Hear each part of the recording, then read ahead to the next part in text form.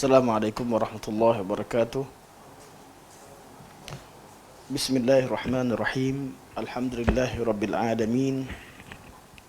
Nahmadullah ta'ala wa nashkuruh wa nusalli wa nusallimu ala sayyidina Muhammadin alladhi ballagha ar-risalah wa adda al-amanah wa nasaha al-ummah hatta atahu al-yaqin wa ala alihi wa sahbihi ajma'in. Subhanaka la ilma lana illa ma 'allamtana innaka antal alimul hakim. Rabbi shrah li sadri wa yassir li amri wahlul 'uqdatam min lisani yafqahu qawli, amma ba'd. Fa inna asdaqal hadits kitabullah wa khairal hadi hadi Muhammadin sallallahu alaihi wasallam wa syarrul umuri muhdatsatuha wa kullu muhdatsatin bid'ah wa kullu bid'atin dhalalah wa kullu dhalalatin finnar. Thumma amma ba'd. Pertamanya mari kita merafakkan setinggi-tinggi kesyukuran kepada Allah Subhanahu wa taala kerana dengan taufiknya dapat kita meneruskan kuliah kita pada malam ini. Dan ana mohon maaf di atas kualiti suara pada malam ini. InsyaAllah suara yang sekali-sekala berubah ini menjadikan tuan-tuan tak boring dengan suara yang sama. InsyaAllah. Hari ini kita sambung pada muka surat 158. Membincangkan tentang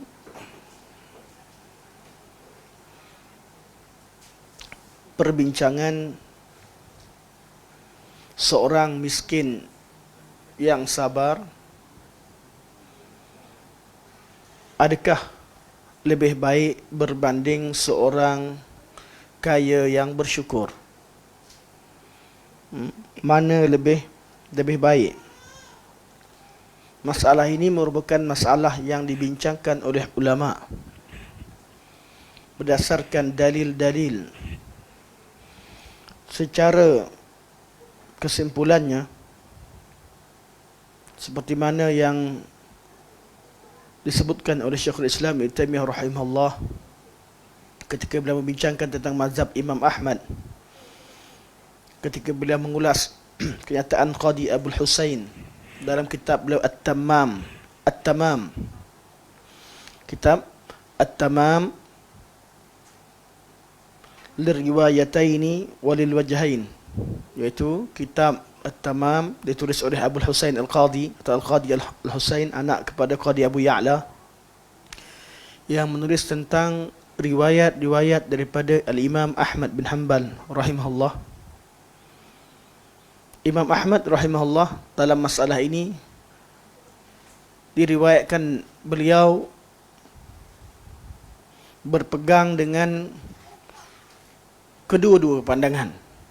Sekali pernah beliau menyebutkan, ada yang meriwayatkan bahawa beliau lebih cenderung kepada seorang miskin yang sabar. Setengah riwayat yang lain, satu riwayat lagi menyatakan bahawa beliau lebih cenderung kepada seorang kaya yang bersyukur. Artinya, siapakah yang lebih afdal? Pandangan yang mengatakan bahawa seorang yang kaya lebih afdal itu merupakan pandangan yang dipilih oleh Ibn Qutaybah rahimahullah disebut dalam mazhab Hanbali. Sebab yang banyak bincang perkara ini memang mazhab Hanbali. Kebetulan riwayat daripada Imam Ahmad rahimahullah. Dan manakala riwayat ataupun pandangan yang mengatakan bahawa seorang miskin yang sabar itu lebih baik merupakan pandangan yang disokong oleh Al-Qadi Abul Husain sendiri yang menulis kitab At-Tamam, dan pandangan itu juga merupakan pandangan bapanya Qadi Abu Ya'la, dan pandangan ini merupakan pandangan yang masyhur dalam kalangan golongan ahli tasawuf atau sufiyah. Mereka menyatakan bahawa orang yang fakir yang bersabar itu lebih afdal berbanding dengan orang kaya yang bersyukur. Pandangan ini juga disebutkan oleh Al-Junaid rahimahullah. Imam Al-Junaid ni semua ulama-ulama yang dinisbahkan kepada kesufian kerana mereka membincangkan tentang kesufian dalam erti kata zuhud di dunia. Dan mereka ini nama-nama sebutkan bukanlah kesufian yang kita bincangkan seperti kesufian yang ada pada Ibnu Arabi. Jazakallahu khairan.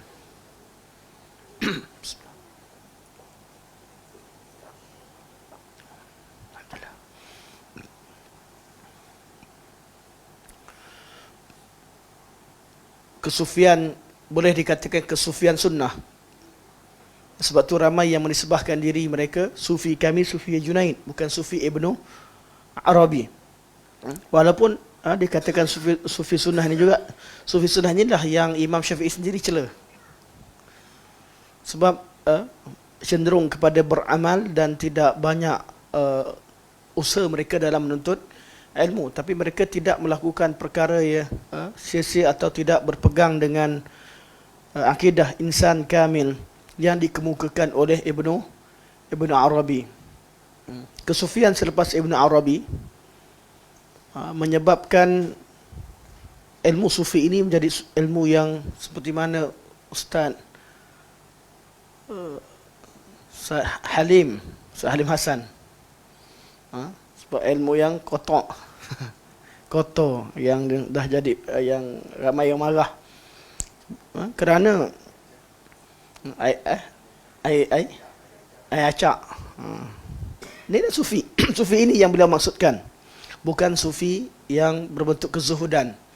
Kerana sufi selepas Ibn Arabi dan kemunculan tarikat-tarikat yang menyokongnya ataupun yang berusaha ke arahnya adalah kesufian yang bawa manusia pergi kepada konsep pemisahan syariat daripada kehidupan. Mana orang yang sampai level tinggi, dia tak perlu beramal dah, dia jadi ahli ma'rifat atau ahli hakikat. Bila ahli ma'rifat artinya dia memiliki ma'rifat direct dengan Allah Subhanahu Wa Taala tanpa melalui Nabi sallallahu alaihi wasallam. Jadi dia tak perlu ikut syariat Nabi sallallahu alaihi wasallam. Dan sebahagian mereka sampai ke level hakikat, artinya dia telah mencapai level hulul atau ittihad, iaitu dia manusia yang sempurna yang dah layak jadi perantaraan antara makhluk dan Allah Subhanahu Wa Taala. Dengan dua mazhab tersebut, sama ada hulul atau ittihad. Hulul artinya Allah bertajalli ke atas dirinya, seperti mana yang dipercayai oleh golongan Kristian terhadap Nabi Isa, anak Tuhan. Dia manusia tapi ada sifat ketuhanan. Uzair manusia tapi ada sifat ketuhanan. Itu namanya hulul. Ataupun dengan cara ittihad. Ittihad artinya selepas dia bukan selepas, dia mencapai kesempurnaan dengan cara bersatu dengan Tuhan, seperti mana dalam ajaran nirvana dalam agama Hindu. Dan usaha mereka adalah usaha menghilangkan sifat kemanusiaan yang rendah. Jadi mereka berusaha sampai ke tahap cerita ada yang tak makan, tak minum. Kerana makan minum ini sifat yang menyebabkan manusia ini kekal. Ada yang kurangkan makan, kurangkan minum sampai level mendapat sakti. Itu yang mereka nak, manusia sempurna bila dia sakti. Ini pemikiran Ibn Arabi. Kemudian dimasukkan dalam ajaran Islam seperti yang disebutkan dengan istilah-istilah Islamik. Orang sakti ini, orang-orang sakti atau dikatakan manusia mencapai konsep insan kamil ini dinamakan dengan istilah syarak, dengan perkataan wali. Istilah syarak wali bukan tak ada, ada.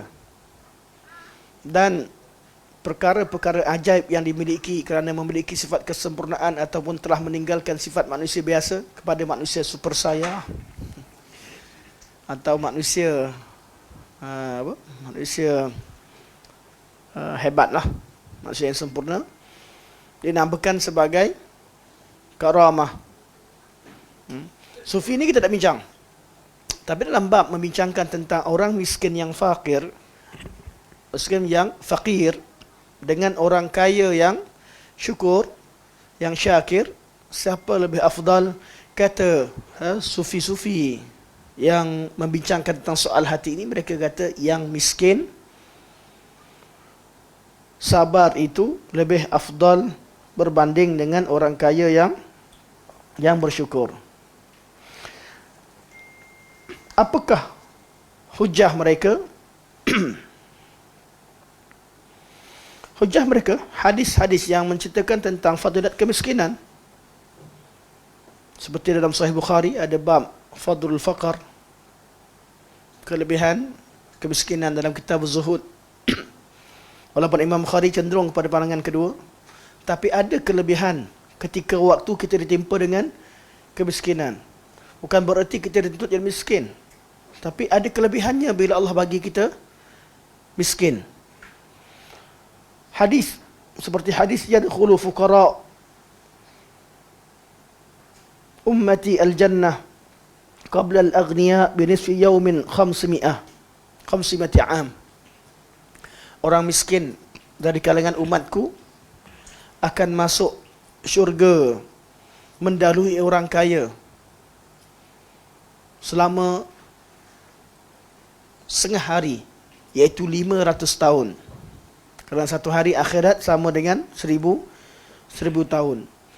Dan orang miskin masuk syurga dulu menurut pandangan, menurut hadis ini. Manakala ada juga yang berhujah dengan hadis palsu, hadis maudhu' yang menyebutkan bahawa inna ibnu Aufin yadkhulul jannah habwa. Abdurrahman bin Auf akan masuk ke syurga dalam keadaan merangkak. Ini hadis palsu. Dalam bab istidlal ni, yang mana alim dengan hadis, jumpalah hadis, pakailah hadis sahih.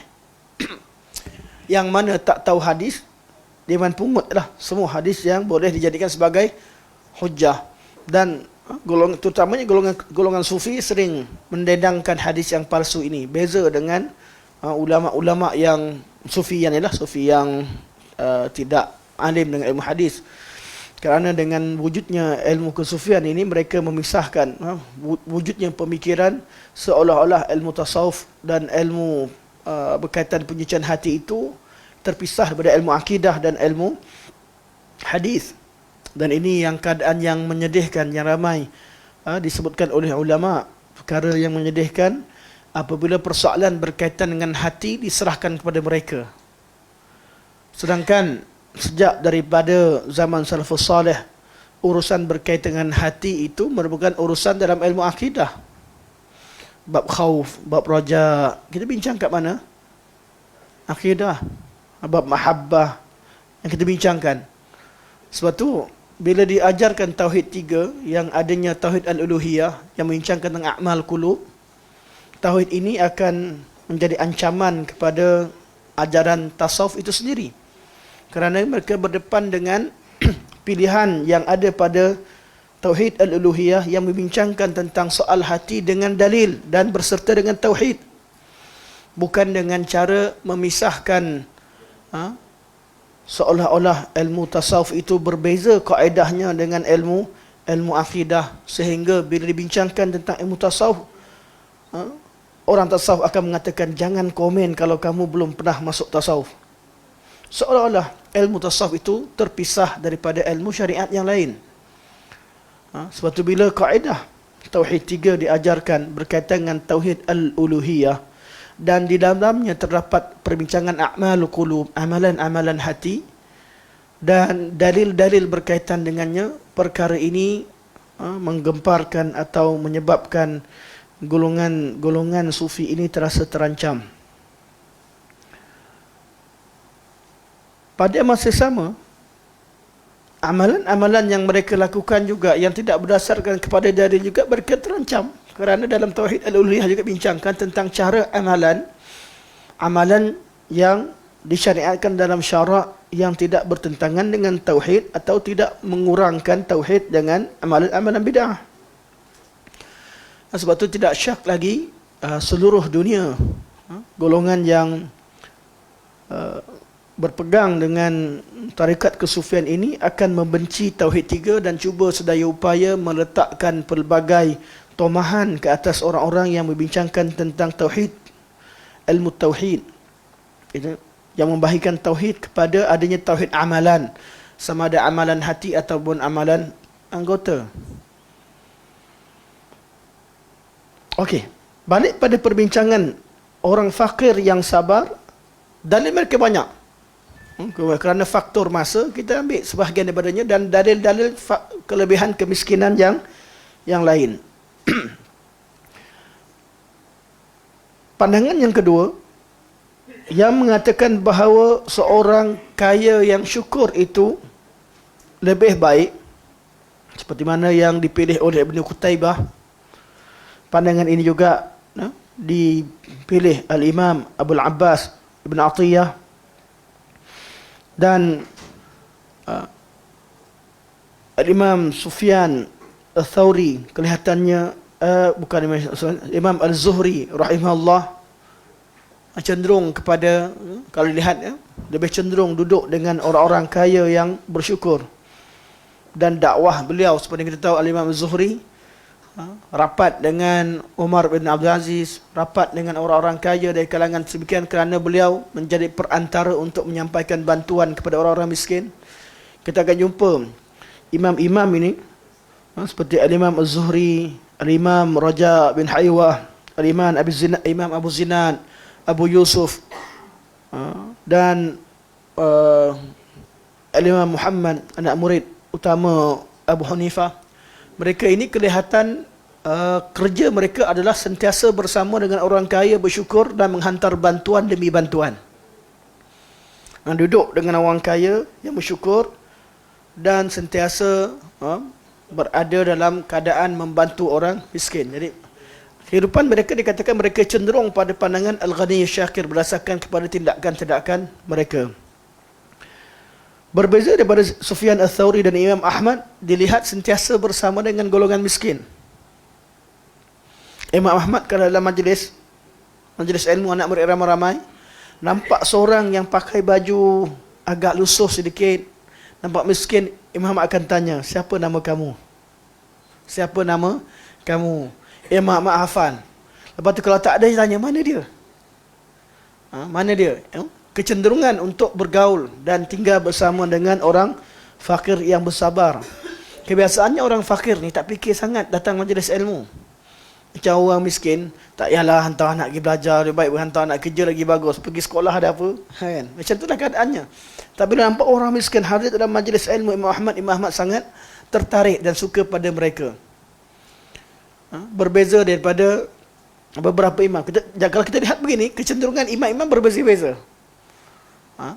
Dan orang kaya yang mengatakan bahawa yang kaya bersyukur ini lebih afdal, berhujah dengan hadis-hadis kelebihan syukur, kelebihan sedekah, jihad dan sebagainya. Antaranya hadis pada satu hari orang-orang miskin dari kalangan muhajir, dari kalangan sahabat Nabi SAW, anna unasan min ashabi Rasulullah sallallahu alaihi wasallam qalu lin Nabi sallallahu alaihi wasallam, ya Rasulullah, dhahaba ahlul qudur bil ujur. Atau riwayat lain, ya Rasulullah, dhahaba ahlud duthuri bil ujur. Orang kaya dengan harta mereka yang melimpah ruah bawa pahala yang banyak, ya Rasulullah. Dan sekarang riwayat sebut bahawa orang-orang kaya telah mencapai darajatul ula, telah mencapai darajat yang tinggi. Nabi kata, bukankah kamu boleh bersedekah dengan apa yang ada pada kamu? Bukankah tasbih itu sedekah? Tahlil itu sedekah? Takbir itu sedekah? Tahmid itu sedekah? Dalam riwayat yang lain, Nabi ajarkan, bacalah. Kalau kamu baca perkara ini, sesungguhnya kamu, pahalanya seperti kamu merdekakan hamba dan kamu bersedekah di fisabilillah.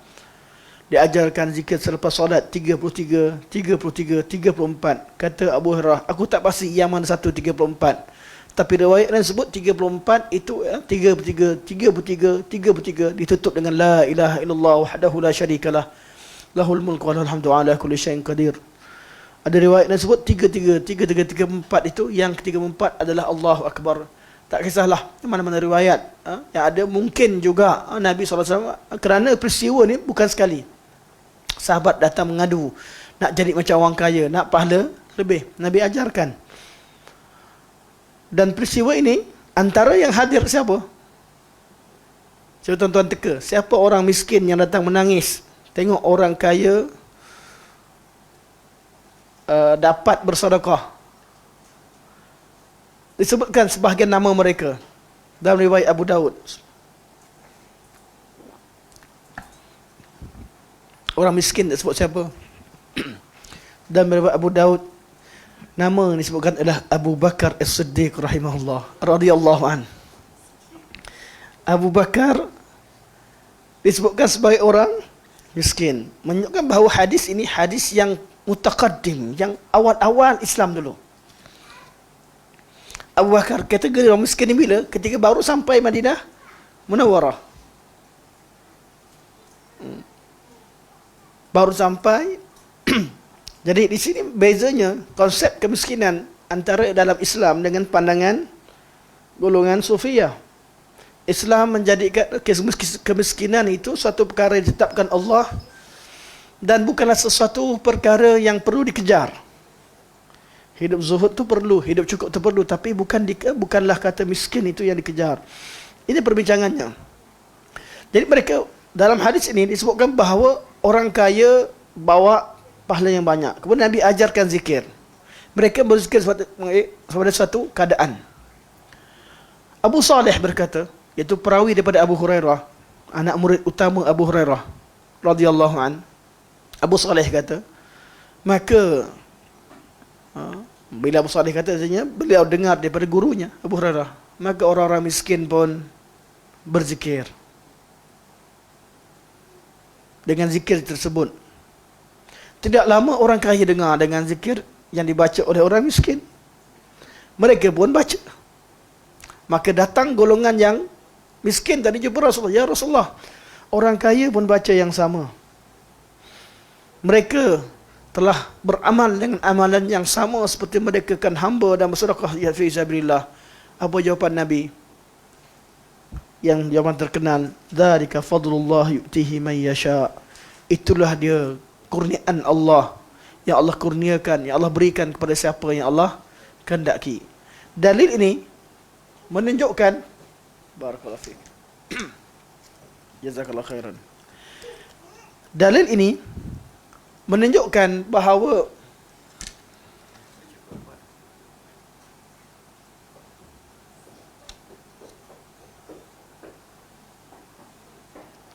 okey, insya-Allah. Dalil-dalil bahawa orang kaya lebih afdal berbanding dengan orang miskin. Dengan adanya dalil beginilah, kaya miskin, maka persoalan ini dibincangkan. Sebelum tu, dalam bab harta ni manusia ada berapa kategori?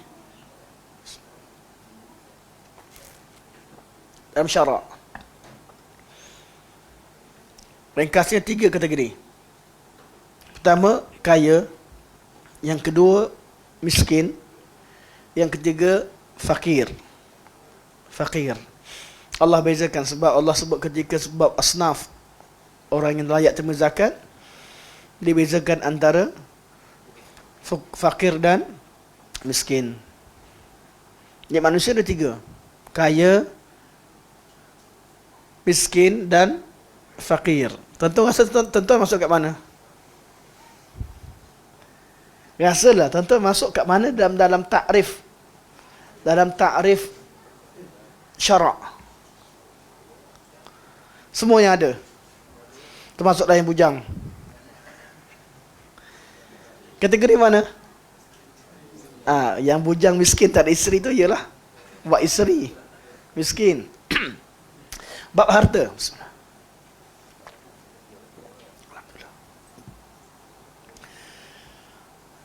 Yang kaya adalah harta yang dimiliki ada lebihan. Maksudnya kalau buka icebox, ada isi dalam.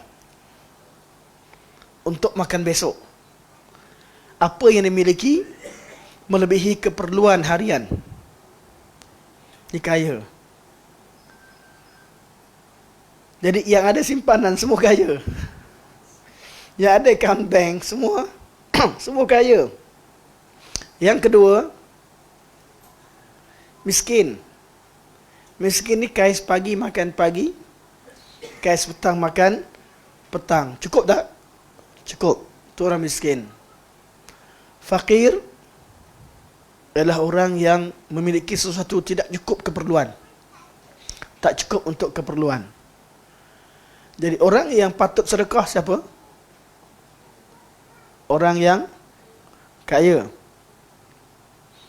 Orang yang kaya. Jadi dengan takrifan ini kita kaya ke miskin? InsyaAllah kita kaya. Tinggal kita bersyukur ataupun tidak. Semoga Allah jadikan kita dari kalangan orang-orang bersyukur, insyaAllah. Kalau kita lihat, maka pandangan kedua berhujah-hujah tersebut. Ibn Taymiyah rahimahullah ketika membincangkan masalah ini, beliau kata, kenapa nak ambil dua kaul? Kenapa nak terikat dua kaul bergaduh sangat? Ambil kaul ketiga, kata Ibn Taymiyah rahimahullah. Ada kaul ketiga, iaitu kaul yang disebutkan oleh Al-Imam Ibn Abil Izz rahimahullah. Hampir, kalau kita tengok pada apa yang disebut Imam Ibn Abil Izz kat sini, dengan apa yang disebut Ibn Taymiyah dalam fatwa sebiji, seolah-olah beliau menukilkan copy, paste dan ubah sikit. Kenapa? Sebab kita tahu Ibn Abil Izz rahimahullah beliau syarahkan akidah ini dalam kerajaan Hanafiyah, dalam kerajaan pada ketika itu. Beliau seorang qadhi, dan rakyat atau menteri-menteri ada keliling beliau merupakan orang-orang yang membenci Ibn Taymiyah rahimahullah. Cerita Ibn Taymiyah macam-macam. Jadi beliau nak bawa kaul Ibn Taymiyah, terpaksa tutup nama, tak tulis nama. Buku yang sama juga, isi sama, letak. Jadi dia baca, baguslah buku ni, bagus buku, famous. Hakikatnya orang yang buku yang sama daripada orang yang mereka takut, yang mereka benci. Okay. Jadi kata Ibn Taymiyah, sebenarnya ada kaul ketiga. Inilah dia yang kita baca sekarang. 158. Itu semua mukadimah untuk masuk hari ini.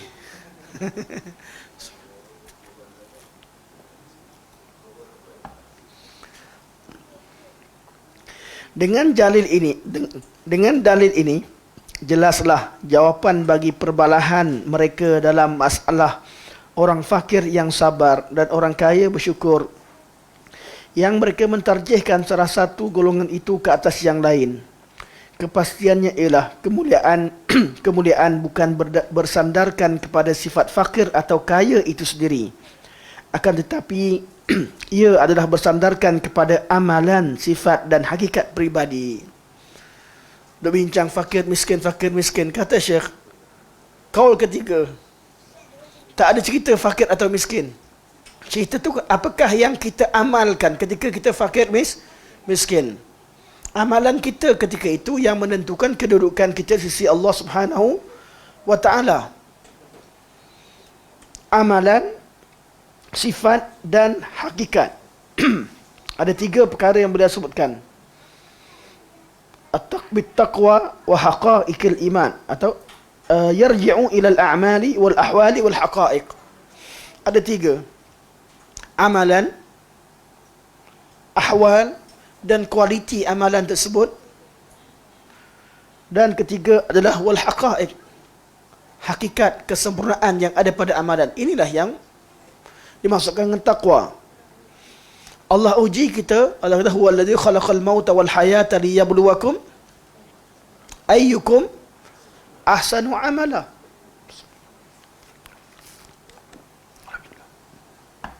Allah nak tengok siapa yang lebih baik dan kualiti amalnya. Jadi ketika miskin, beramallah dengan level sabar yang paling tinggi. Sabar ada berapa bahagian? 3. Betul? Sabar ada 3. Laksanakan ketiga-tiganya. Sabar dalam ketaatan. Sabar menahan diri daripada maksiat.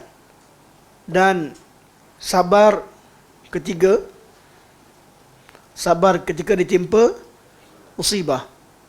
Waktu Allah timpa musibah atau waktu miskin, inilah waktu peluang untuk beramal dengan sabar. Buatlah dengan amalan yang paling sempurna. Amalan yang paling sempurna. Dan perbincangan seterusnya, yang mana lebih afdal? Lebih lagi. Dalam 3 jenis sabar ni, yang mana lebih afdal? Sabar dalam ketaatan, atau sabar dalam meninggalkan kemaksiatan, ataupun sabar dengan musibah? Sabar dalam ketaatan atau meninggalkan kemaksiatan. Dua-dua. Tiap-tiap dua ni tak ada siapa lebih afdal, kata Ibnu Qayyim lagi. Tapi Ibnu Qayyim lebih cenderung kepada sabar dalam ketaatan. Tapi dia bergantung kepada kualiti waktu diuji oleh Allah. Jadi hujungnya, natijahnya, sepanjang hidup, apa sahaja berlaku pada kita, itu adalah ujian. Dan pada tiap-tiap keadaan, kita perlu buat yang terbaik. Dan kalau kita kaya, kita perlu bersyukur. Memuji Allah Subhanahu wa taala. Syukur dan bertahmid kepada Allah Subhanahu wa taala. Syukur ada berapa level? Tahmid pada Allah. Syukur dibincangkan tentang level-level kesyukuran. Namun kita ambil yang mudah untuk kita faham. Syukur yang dibincangkan atau at-tahmid, satu levelnya, dan ketika Allah ditimpa dengan, kita ambil sabar dulu. Kata anak saya ambil sabar dulu. Sabar tadi dan cerita tentang 3 level. Itu dari segi jenis, 3 jenis. Namun kalau tengok pada level, Ibnu Qayyim dan Ibnu Taimiyah rahimahullah bincangkan level kesyukuran, level kesabaran ketika ditimpa dengan musibah. Bab buat ketaatan atau tinggal kemaksiatan, mana lebih afdal, perbincangan yang tersendiri. Tinggal pada sabar musibah, sabar ketika menimpa musibah. Sebab musibah ni kita tak ada pilihan, dia datang. Jadi kata beliau, sabar ada 3 level. Sabar ketika ditimpa musibah, ini level yang wajib, dipanggil qadarul wujub, kadar yang wajib. Semua orang beriman perlu beramal dengannya. Level kedua, level redha. Redha dengan musibah. Redha dalam konteks ketika terima musibah, ia adalah level lebih tinggi daripada sabar. Dan level ketiga, level paling tinggi, syukur di atas musibah yang Allah Subhanahu wa taala kurniakan kepadanya. Bukan suka pada musibah, tapi syukur kepada Allah kerana Allah beri peluang kepada dia untuk beramal dengan amalan tersebut.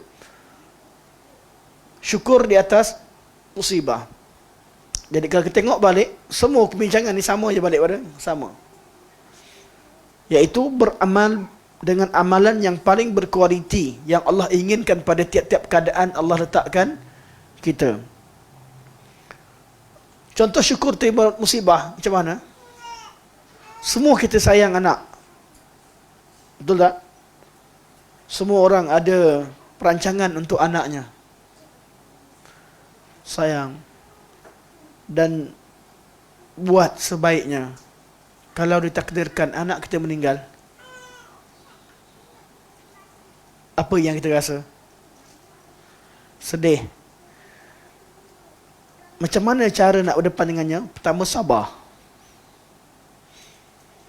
Ada orang dia sabar, ditahan, dia sedih semua ni. Ada orang dengar ya tu redha, tak apalah, Allah yang bagi, Allah nak ambil semula. Ada orang dengar saja sedih, tapi hati dia bersyukur pada Allah. Sebab Anak inilah akan jadi anak aset ataupun yang memberi syafaat kepadanya di hari akhirat. Anak-anak yang akan tarik baju mak ayah dia untuk masuk ke syurga. Bukan mudah nak dapat pahala tu. Bukan mudah. Untuk orang yang bersabar.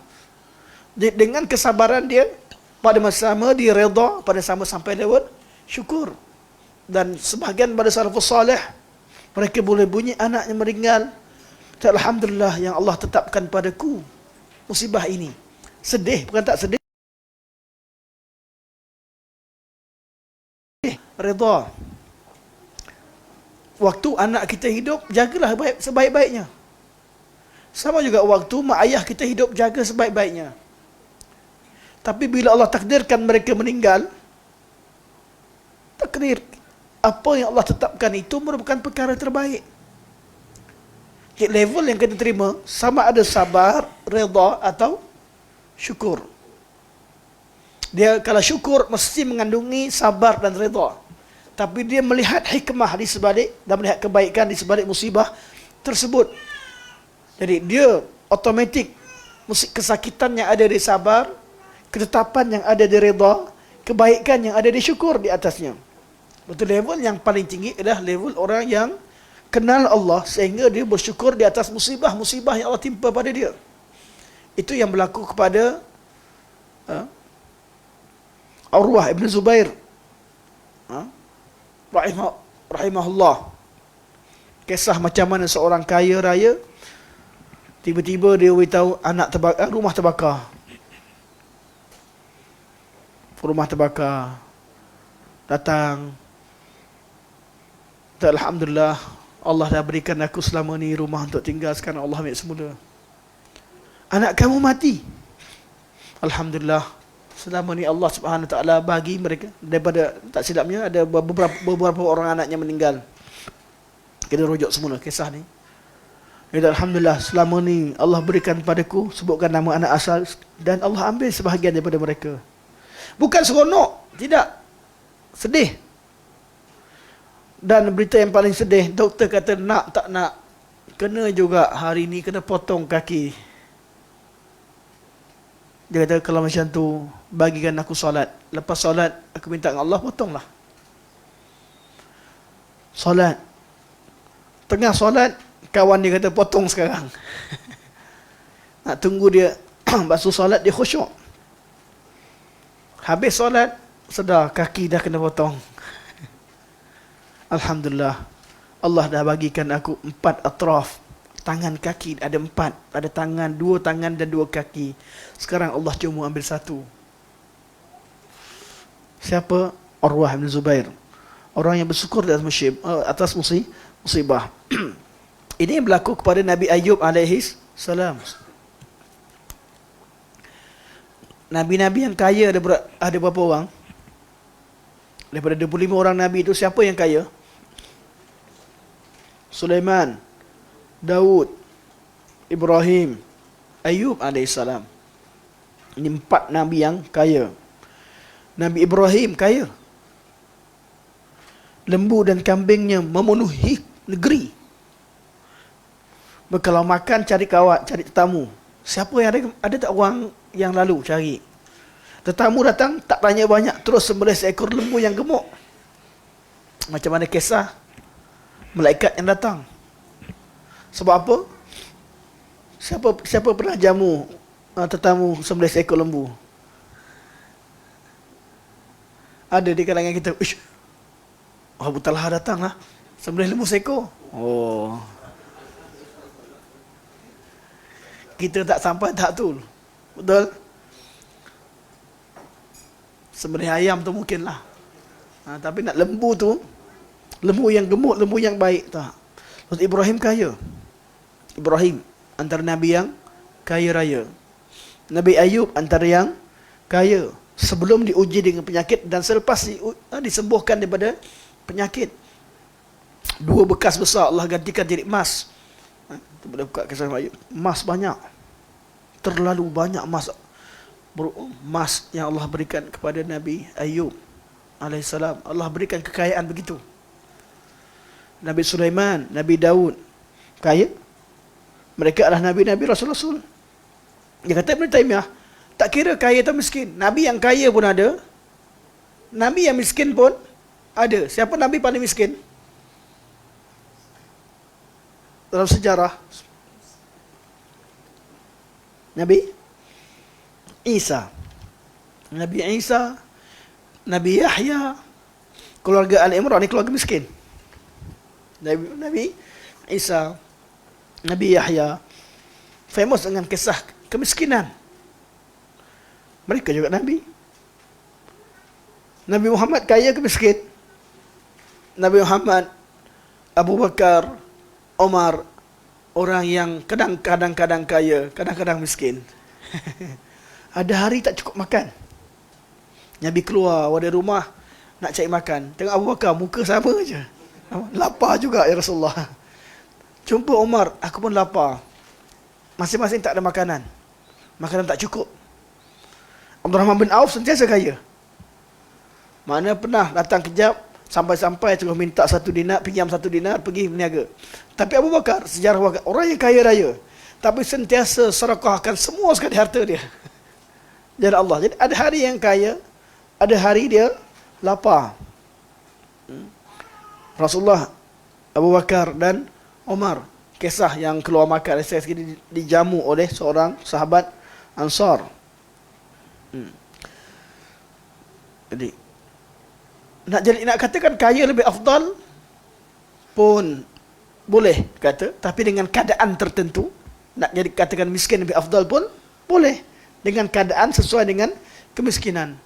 Nak kata kaya pun mana kadang-kadang kaya, kadang-kadang miskin pun afdal, macam Anwar pun okey. Dia kaya raya. Orang kaya, syukur baca salam ada orang kaya, tapi miskin isteri. Okey. Jadi kata Syekh, yang membezakannya adalah amalan. Keadaan amalan itu dilaksanakan, dan hakikat dan kesempurnaan itulah yang membezakan antara seseorang dengan seorang yang lain, bukan kaya atau miskinnya. Sebab itu kata Syekh, masalah yang ditimbulkan oleh mereka itu adalah tidak betul. Tidak betul sebabnya. Mana tak kalau ikut yang asal, tak perlu bincangkan pun miskin lebih afdal ataupun kaya, kerana kedua-dua keadaan Allah yang tetapkan. Ini kerana kemuliaan di sisi Allah adalah berdasarkan takwa dan hakikat iman, bukan berdasarkan kefakiran dan kekayaan. Oleh itu Umar berkata, orang kaya dan orang bukan orang kaya itu sebenarnya, kekayaan. Kekayaan dan kemiskinan adalah dua kenderaan. Aku tak peduli naik yang mana satu. Jadi kaya pun boleh, jadi miskin pun boleh. Jadi memang Umar antara yang sedang kadang-kadang kaya, kadang-kadang miskin. Namun lebih banyak miskin. Abu Bakar kadang-kadang kaya, kadang-kadang miskin, namun lebih banyak kaya. Abdul Rahman bin Auf kaya, tidak syak. Apa kelebihan Abdul Rahman bin Auf? Kisah paling famous kedudukan Abdul Rahman bin Auf. Satu hari Khalid bin Al-Walid. Siapa Khalid bin Al-Walid? Sahabat yang hebat, panglima Islam, bergaduh dengan Abdul Rahman bin Auf. Lepas dia masuk Islam lambat lah, macam dia waktu akhir. Bila bergaduh, mana orang baik sama baik pun kadang bergaduh. Ini ceritanya. Nak kata kalau bergaduh mesti cari siapa betul, siapa salah, mesti musuh dengan siapa, tak perlu. Kadang-kadang salah faham itu berlaku sesama orang soleh, sama orang soleh, dan salah seorang dari mereka kerana buat kesalahan. Sebab tu kita jangan disebabkan perbezaan pandangan, gaduh sikit-sikit, beza pandangan sikit, menyebabkan kita pecah ukhuwah. Sahabat Nabi pernah bergaduh. Khalid bin Al-Walid bergaduh dengan Abdul Rahman bin Auf. Bila bergaduh, apa Khalid buat? Khalid caci, dia maki ya Abdul Rahman Auf. Geram, tak tahu apa dia geram. Abdul Rahman tak jawab. Abdul Rahman bawa kes, angkat pada Nabi. Ya Rasulullah, Khalid awak keluarkan perkataan sekian-sekian padaku. Apa Nabi kata? Dua-dua sahabat, tapi level sahabat tu berbeza. Nabi kata, la tasubbu ashabi, dalam hadis Bukhari. Jangan mencela sahabat-sahabatku. Nabi maksudkan siapa? Abdul Rahman bin Auf, yang seumpama dengannya, yang masuk Islam sejak pada awal, yang berjuang sejak pada awal. Khalid bin Walid mulia, hebat. Saifullah, hebat. Dia disebahkan dia sebagai Saifullah, pedang Allah, hebat. Tapi nak banding dengan Abdul Rahman bin Auf, tak sama. La tasubbu ashabi walau anfaqa ahadukum mithla Uhudin zahaban ma balagha muddahum wala nasifahum, ma balagha muddahum wala nasifahum, atau ma balagha muddahu wala nasifah. Jangan cela mereka. Walaupun kamu nanti sedekahkan, kalau kamu mampu sedekahkan emas sebanyak gunung Uhud. Berapa banyak gunung Uhud? Berapa km? Yang pergi ziarah. Siapa yang pergi ziarah gunung Uhud? Ziarah syuhada Uhud di sebelah gunung Uhud. Panjang berapa km? 7 hingga 9 km. Bahagian depan 9 km. Ada siapa ada emas sebanyak 9 km? Tinggi 148 meter atau 147 hingga 148 meter. Tinggi daripada bumi ke bawah, wallahu alam. Yang Nabi namakan sebagai satu qirat. Satu qirat sama seperti Uhud. Kalau ada emas sebanyak Uhud, kamu nafkahkan fi sabilillah, tak sama pahalanya macam sahabatku nafkahkan satu cupak beras. Mud ni apa? Beras yang diletakkan atas tangan. Letak satu mud. Wala nasifah, separuh pun tak sampai. Nabi kata separuh pun tak sampai. Itu kalau kamu kaya banyak macam tu. Abdul Rahman bin Auf sedekahkan berapa? Adakah satu cupak? Adakah setengah cupak? Tidak. Harta beliau korbankan dalam agama Allah Subhanahu Wa Taala. Kalau setengah cupaknya pun lebih baik daripada emas sebanyak gunung Uhud, separuh cupaknya. Ini sangat jauh berbeza. Kedudukan Abdul Rahman bin Auf di sisi Allah Subhanahu Wa Taala. Tiba-tiba ada orang kata Abdul Rahman bin Auf masuk syurga merangkak begini begitu. Saya paling tak senang duduk dalam ustaz tengah ajar macam tu, kita duduk belakang. Tahan diri. Tahan.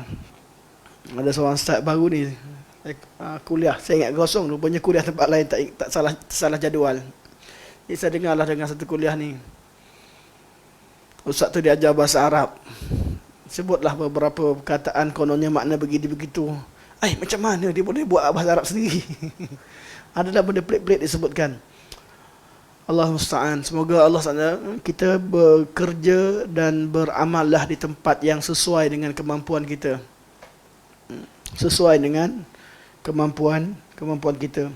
Kalau kita tersilap, terlupa, tersalah, mengaku, dan sesungguhnya pengakuan bahawa kita tak tahu satu perkara itu tidak menjatuhkan maruah kita. Kalau kita tersalah, akur, terima. Kalau kita lupa beritahu, datang lain kali beritahu apa yang kita sampaikan yang salah. Aku tak perlu pun tak perlu berkeras untuk sentiasa rasa kita betul. Okey, seterusnya.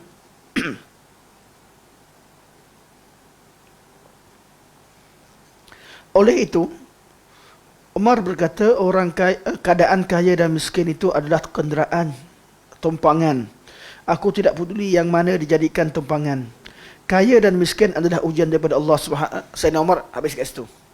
Kemudian kata Syekh, kaya dan miskin adalah ujian daripada Allah ke atas hamba-Nya, seperti firman Allah Subhanahu Wa Taala. Jadi kaya ke miskin ke Allah yang tetapkan.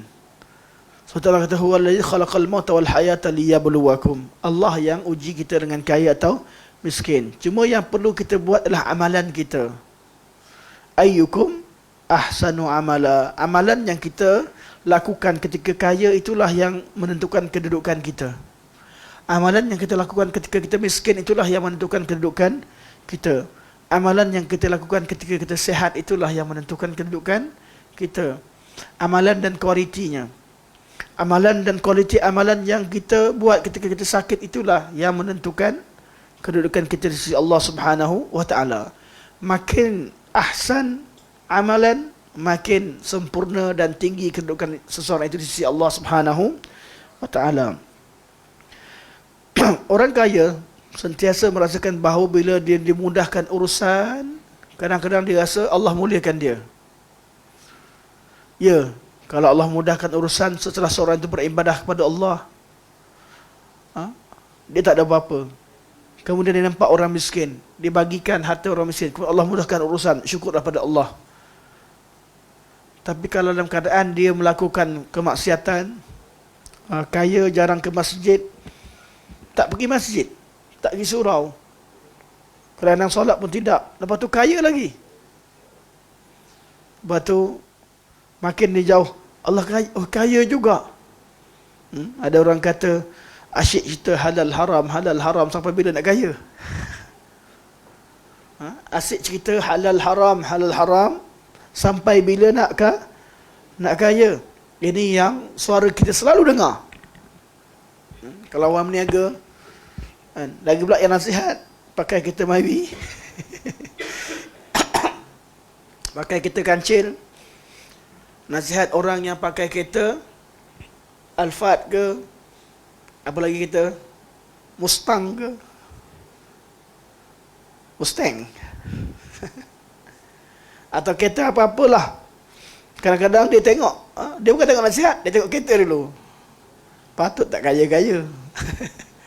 Halal haram, patut tak ke mana. Kadang-kadang ada sahabat-sahabat yang nak elak terus daripada riba dengan inisiatif, bukan mengharamkan pinjaman-pinjaman, tapi dia nak mudah duduk hidup biasa. Kawan dia kata, apalah kau, sampai bila nak macam ni? Sampai bila? Jangan sampai kita keluarkan perkataan yang menunjukkan bahawa kita menilai seseorang itu pada harta. Kadang-kadang Allah mudahkan urusan kita kerana ketakwaan yang Allah berikan kepada ketakwaan yang kita lakukan. Wa may yattaqillah yaj'al lahu makhraja wa yarzuqhu min haitsu la yahtasib wa may yatawakkal 'ala Allah fa huwa hasbuh. Kadang-kadang disebabkan oleh ketakwaan mak ayah kita, orang keliling kita. Walau anna ahlal qura amanu wattaqau la fatahna 'alaihim barakatin minas sama'i wal ard. Kita jadi bagus sebab apa? Masya-Allah, duduk di keliling orang baik-baik. Allah pun bagi pahala dapat kita sekali pada satu kumpulan. Kadang-kadang Allah bagi kita harta kerana Allah nak uji kita. Kadang-kadang makin jahat seseorang, makin kaya. Itulah namakan sebagai istidraj. Ketika Allah berikan pahala yang melimpah ruah kepada kita dalam keadaan kita tidak bersyukur kepadanya, kemudian bertambah formula dia, rezeki ni bila kita bersyukur, la in syakartum la azidannakum, akan bertambah. Tapi kalau tidak bersyukur, harta bertambah, pangkat bertambah, ketahuilah itu adalah tanda-tanda istidraj. Allah berfirman, فَأَمَّا الْإِنسَانُ إِذَا مَا ابْتَلَاهُ رَبُّهُ فَأَكْرَمَهُ وَنَعَّمَهُ فَيَقُولُ رَبِّي أَكْرَمَنِ. Manusia ni, apabila Allah uji dia dan Allah dengan harta, dan Allah muliakan dia, iaitu muliakan dengan harta, dan Allah berikan nikmat kepada dia, dia akan kata, Allah muliakan aku.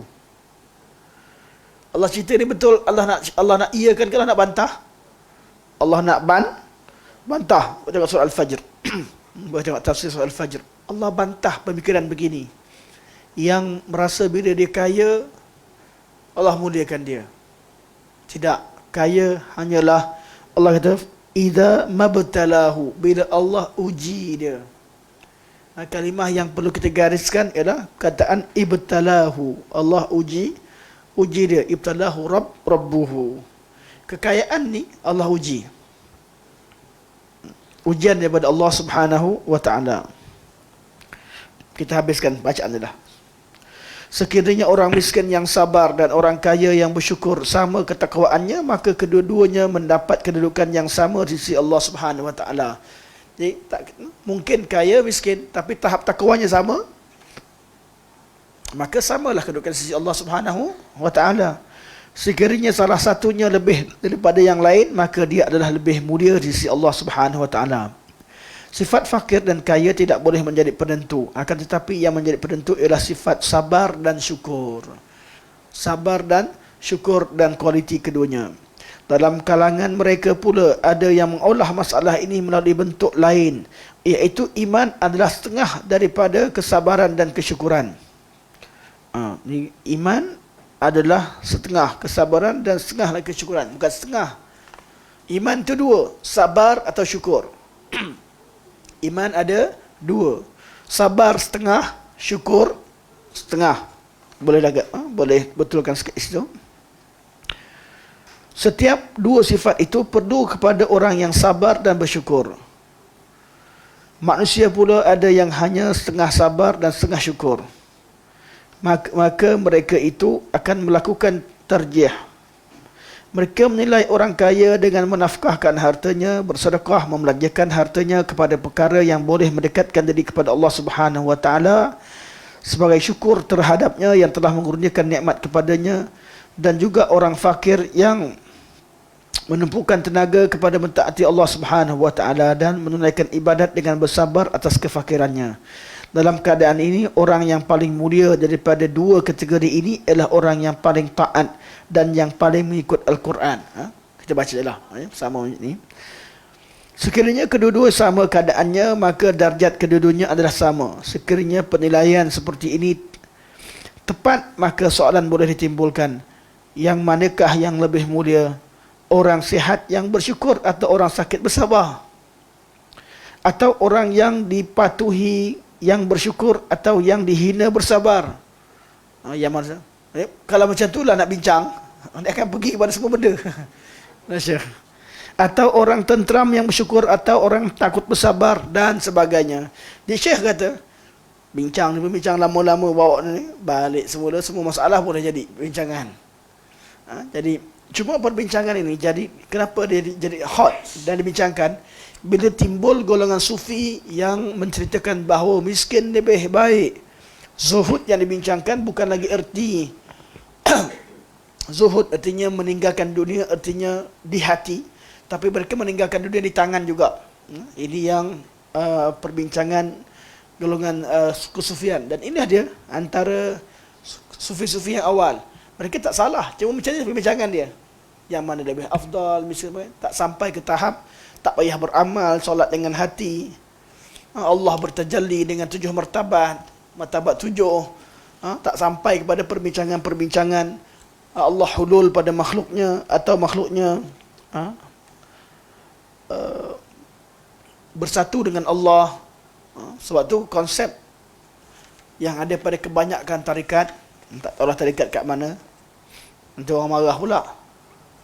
Kalau ada lah tarikat mana, ukur sendiri. Kalau ada cerita bahawa manusia sampai pada satu level dia boleh mencapai level fana, ketahuilah itulah fana. Sama ada nama dalam zikir ke fana, dimasukkan adalah dia menghilangkan sifat kemanusiaannya pada dirinya. Bukan sifat kesempurnaannya, sifat kemanusiaannya. Sampai ada yang hilang akal, ada yang tak sedar dan sebagainya. Itu bukanlah sufi yang diajarkan pada awalnya. Konsep itu hanyalah konsep yang diadaptasi daripada konsep nirvana yang dibincangkan dalam sebahagian agama. Okey, insya-Allah kita sampai sini, kita buka soalan insya-Allah. Boleh nak ambil makan apa? Silnya. Boleh. Sambil hari tak apa, kita awal sikit. Awal pun dah lebih lah. Tapi awal sikit dah biasa. Cuma kita buka soalan insya-Allah. Silakan, Ustaz Akmal.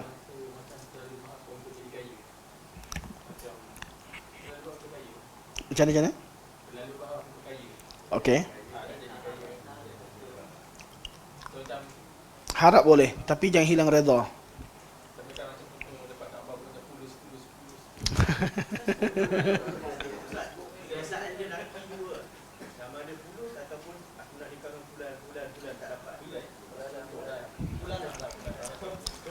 Jawapan sama. Harapan boleh, tapi haraplah dengan Allah. Pada masa sama, sabar, redalah dan syukur apa yang ada. Tak semestinya apa yang kita harap tu dah dapat, sabar je lah.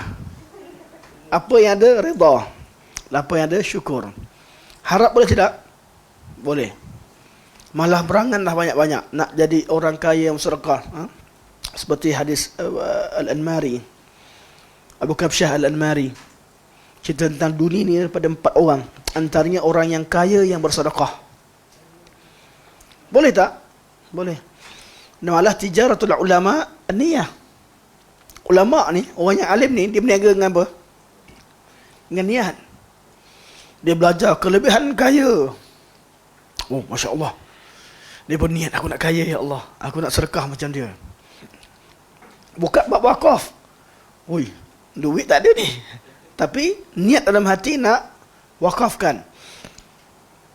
Baca ayat berkaitan dengan apa? Berkaitan dengan jihad. Niat nak pergi jihad. Walaupun berdepan dengan satu musuh pun lari. Takut. Tapi sebabkan ada kelebihan tadi. Bila ulama ni, perniagaan mereka adalah niat. Bukanlah niat tak buat. Tak. Niat nak buat betul. Walaupun dalam keadaan kita masih tak mampu. Jadi, boleh tidak? Boleh. Malah, hadis berkaitan dengan seorang lelaki terakhir keluar dari api neraka. Yang panjang cerita masuk Allah. Inilah manusia terakhir. Antara dalam hadis itu apa Allah cerita? Allah kata, cuba minta apa yang kamu nak. Dia minta sampai semua habis. Dia tak ingat dah. Allah ingatkan, dulu kan kau pernah berangan nak dapatkan ini dan itu. Betul ya Allah. Allah ingatkan dia. Apa yang pernah kita cita-cita nak kat dunia ni, okay, ni manusia terakhir keluar dari api neraka. Yang dah kena bakar, yang last sekali. Manusia paling teruk iman dia. Tapi masih beriman. Allah tanya dia, apa lagi yang, bukankah kamu pernah terfikir nak dapat sekian-sekian? Ya, ya Allah. Apa sahaja yang pernah kita terfikir kat dunia ni, Allah ingatkan semula, Allah beri, dan Allah kata, aku bagi 10 kali ganda daripada apa yang kamu nak. Ustaz, Akmal tanya, kan Ustaz bagi tahu dia kan, boleh dapat di syurga kan? Ya. Tapi kan ada hadis, kalau perempuan ni dah jadi bini orang, tak boleh. Nampak bersungguh tu, Ustaz nampak bersungguh pula.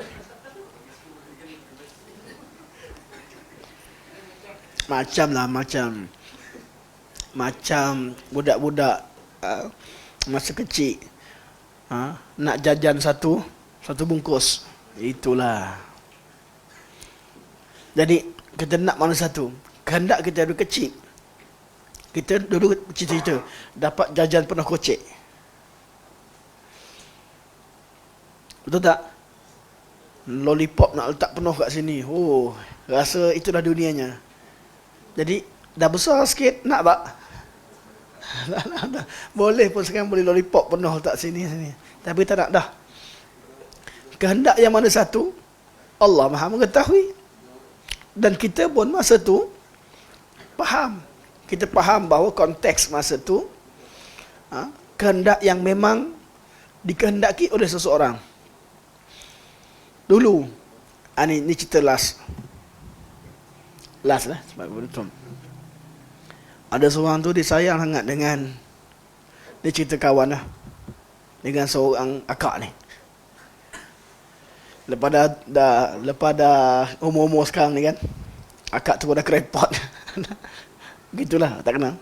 Tanya, nak lagi tak? Jangan sebut lagi. Betul tak? Tak nak dah. Kita sebut pun dia malu. Padahal masa tu dia kecil lagi tapi selera sayangkan orang besar. Kalau umur 40 ni akak tu mungkin umur 50 lebih lah. Suka lagi ke? Tak. Allah lebih mengetahui. Kita pun boleh tahu kehendak mana yang kita akan minta dan apa. Tapi apa yang Allah sebutkan berbentuk nikmat.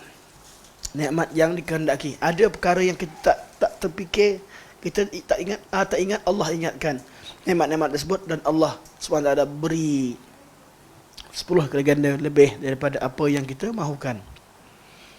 InsyaAllah. Semoga Allah SWT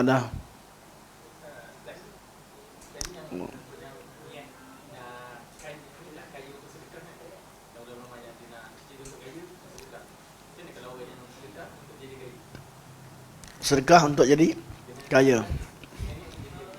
Terima kasih, soalan yang baik. Mana ibtigha, mengharapkan akhirat, mengharapkan dunia dengan amalan akhirat. Dibincangkan dalam masalah tauhid tentang berkaitan dengan iradah, syirik dalam bab iradah. Adakah kita sedekah nak jadi kaya, kita puasa nak kurus, apa lagi? Pergi bantuan banjir untuk senam, tahu apalah. Amalan akhirat inginkan dunia. Rajih dalam masalah ini sebagai kesimpulan. Saya mohon maaf kalau yang baru nampak mulut saya ada ni. Kadang-kadang dia, ustaz tu sambil mengajar sambil makan. Baru tadi.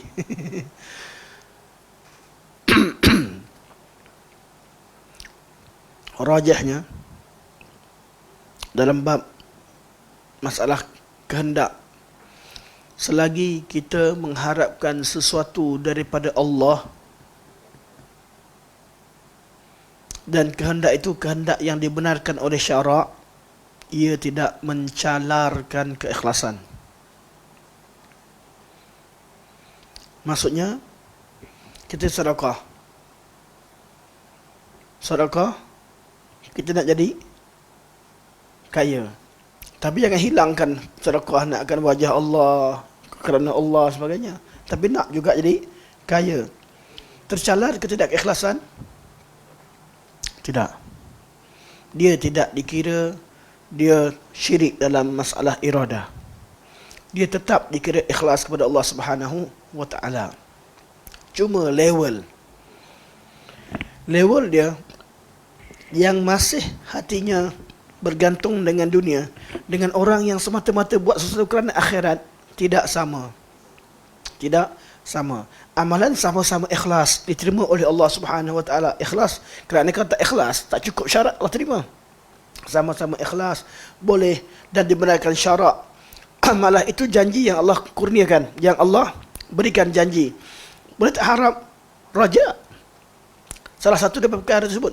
Cuma raja balasan, kita harapkan balasan-balasan yang Allah beri tersebut tak sama levelnya. Ada orang mengharapkan hidup dia hanya harapkan akhirat, bergantung pada akhirat, hatinya hanya untuk akhirat. Ada orang masih lagi mahukan dunia. Dua-dua dibenarkan syarak, dan selagi kita harap pada Allah, tidak mencarakan ikhlas, namun level orang yang betul-betul buat sesuatu hanya untuk akhirat, hidup dia memang tak pandang kat dunia. Dunia hanya betul-betul hanya sebagai kenderaan untuk ke akhirat.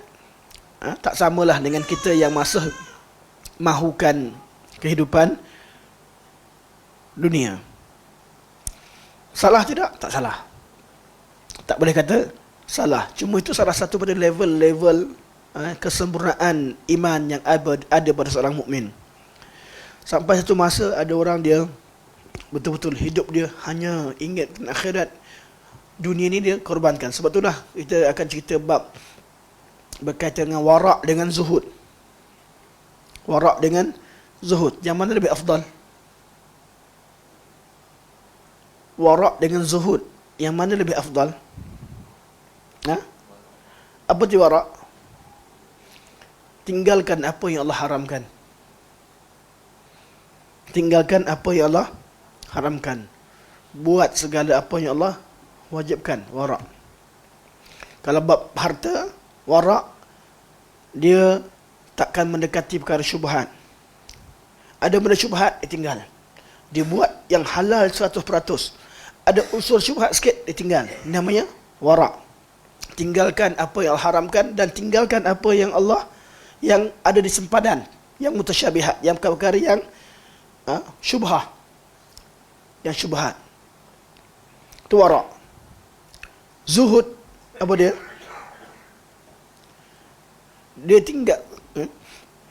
Dia tinggalkan sama macam golongan wara', dan dia tinggalkan segala perkara di dunia yang tidak memanfaatkan akhiratnya.